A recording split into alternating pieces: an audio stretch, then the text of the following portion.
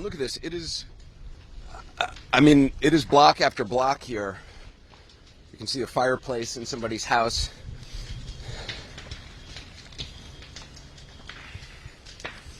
And just over here, it's, as you can see, look, we talked about whether, this house soon probably is going to light. Look at this. Smoke is now pouring out of this house from the attic space. So it's only a matter of,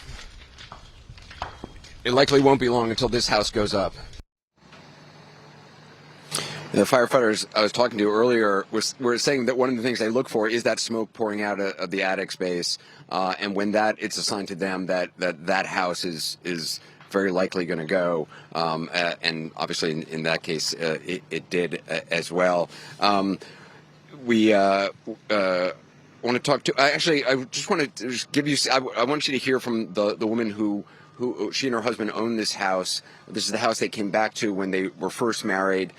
They now use it as a B&B. They rent it out. I don't know if B&B, but they rent it out. I actually saw the renter earlier here today who came back to try to get some of her stuff.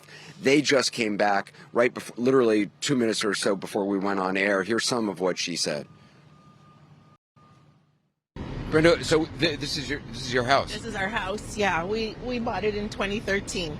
And we lived here for 11 years, and we moved last year, but we rented it out as an investment property.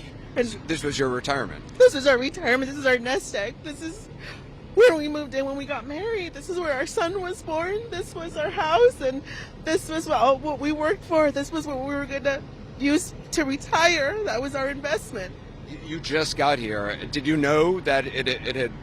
We knew that both ends of the street were on fire, and our house was still standing as of this morning, along with these and the ones across the street. It was standing until about 3 hours ago.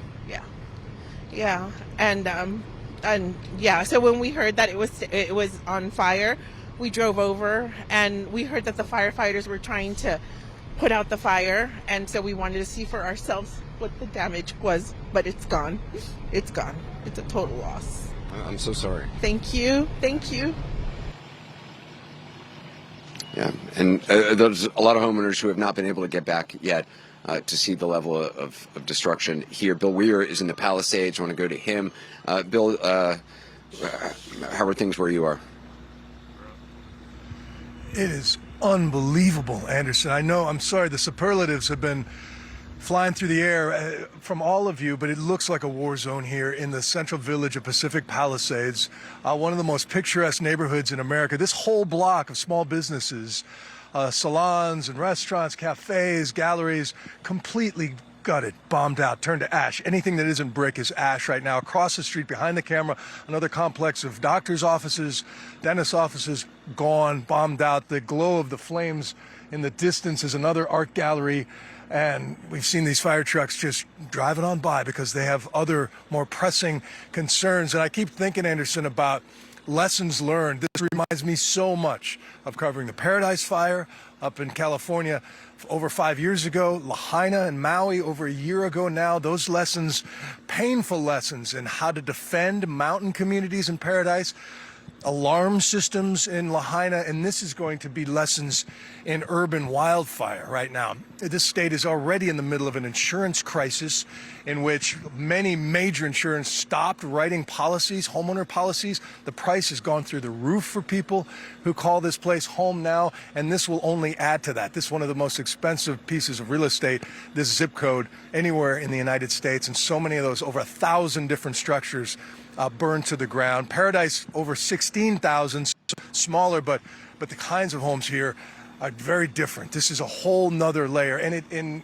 you have to also think about adaptation and infrastructure and how we live with fire on an overheating planet right now and how to battle these. The big concern here, as the hydrants went basically worthless in the middle of the night last night, because this is the end of the water line here in the Palisades, and so the pipes get smaller as you get further away from the main lines. The pressure gets lower. They have 3 big 1 million gallon tanks that actually provide a lot of that water pressure, but they were tapping it with such speed that it couldn't fill up in time to keep the water pressure going. And so that's what we see.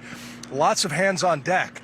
Mutual aid in this state. They've called in crews from 5 surrounding counties to help out, but there's only so much water in the grid, in the system to go around. And you're learning that when you have these big fires everywhere, it saps the entire system in ways that you could knock these blazes down in simpler times. Climate change does not bring these high winds. That's natural. But what we're seeing now is this overlap of Santa Anita wind season with this drought conditions, bone dry conditions in January. It's supposed to be the wet season right now, Anderson. And here's what we have. Right now, we've got a little break in the winds, giving our eyes and our lungs a little bit of a break right now. That could kick back up. But the big concern tonight is Santa Monica, more densely populated, just closer to LA from here. If these winds change, that's the big worry overnight. Yeah, I'm told now there's a 5th fire, but again, the 4 fires that the original fires, those are not contained yet. Bill Weir, appreciate it. I want to go over to another homeowner who fled from her home, Natalie Mitchell, who joins us now. Natalie, at this point, do you know what has happened to your house? No, at this point, we do not know the status.